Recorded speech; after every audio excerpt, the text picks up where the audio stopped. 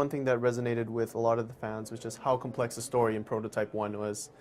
It had multiple layers woven into this complex conspiracy, which was actually very interesting, but a lot of people were lost, just they didn't understand what they were supposed to do at any given point in time.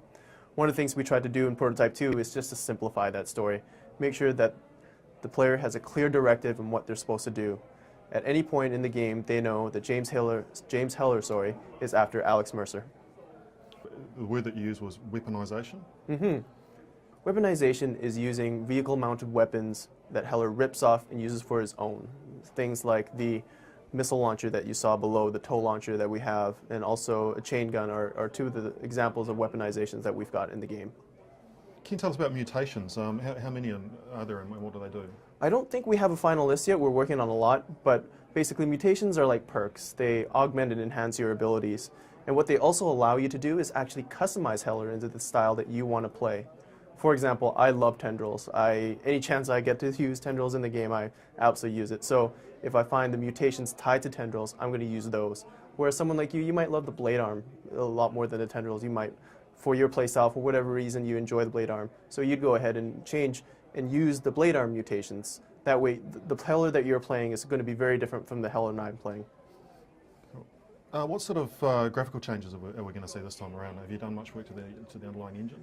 We have indeed. One of the key changes we made was splitting up Manhattan, not just one big area that we had in Prototype 1, into now 3 zones that we have in Prototype 2. That allowed us to free up some memory to be able to drive the visual fidelity up to competitive levels. Prototype 1, we got a lot of feedback that while the game was very heavily populated and was densely packed, it wasn't quite looking as good as we could have made it. And so Prototype 2, we really made sure that we addressed that feedback. And the art team over at Radical has been working really hard to make this game competitive from a visual standpoint. We saw right at the end of the demo the behemoth. How did you come up with that? We knew we wanted to introduce something large in our game. And for us, that character represent the ultimate representation of what a large character would be like. We only showed a tease of what that gameplay looked like, but in the full game, it'll be a great experience, and we can't wait to show all you guys. Great. Can you tell us a bit about your development team? You've got a few new faces in there this time around. Have you expanded your team? We've got roughly the same amount of people, maybe slightly more, over at Radical working on this game, and we're all kind of laser focused on making this the best product that we can. Great. Layers that we saw, these sort of fight challenge arenas. Yeah. How sort of frequently do these occur? Well, the layers are peppered throughout the world. We don't have a final number yet, but we wanted to treat them like underground treasure chests.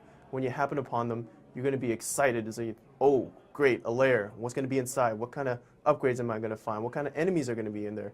Each one will be different. Each one will be unique.